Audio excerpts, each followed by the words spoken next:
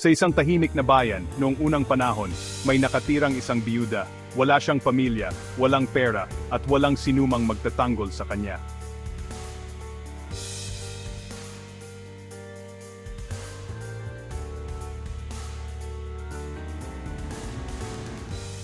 May umapi sa kanya, at kailangan niya ng hustisya.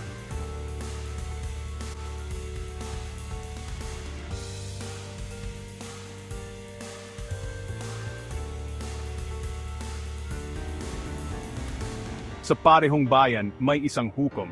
Pero ang hukom na ito ay walang pakialam sa Diyos o sa mga tao. Pakiusap po, bigyan niyo ako ng katarungan laban sa umapi sa akin. Umalis ka. Wala akong oras para dyan.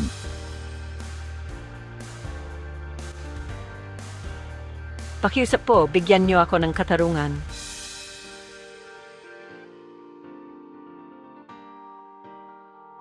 Araw-araw, patuloy siyang bumabalik.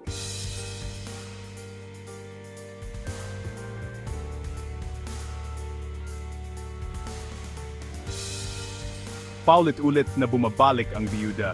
Lalo siyang naiinis ang hukom sa bawat pagbalik niya. Wala akong pakialam sa Diyos o sa mga tao. Pero pinahirapan ako ng babaeng ito.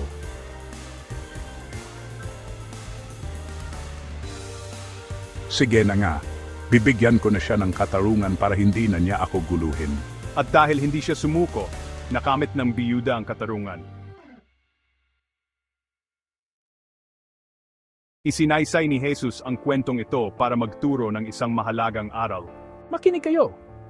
Kung ang isang hindi makatarungang hukom ay sumasagot dahil sa pagpupursige, gaano pa kaya ang Diyos makikinig sa kanyang mga tao? Hindi tulad ng hindi makatarungang hukom ang Diyos, mahal niya tayo at malalim ang kanyang pagmamalasakit sa atin. Kapag tayo ay nananalangin, hindi tayo dapat sumuko, kahit hindi agad dumating ang mga sagot. Patuloy na magtiwala, patuloy na manalangin, patuloy na maniwala, dahil naririnig ka ng Diyos at sasagutin ka niya sa tamang panahon. Manalangin tayo, mahal na Diyos. Salamat po sa pagmamahal sa amin at sa pakikinig sa aming mga panalangin.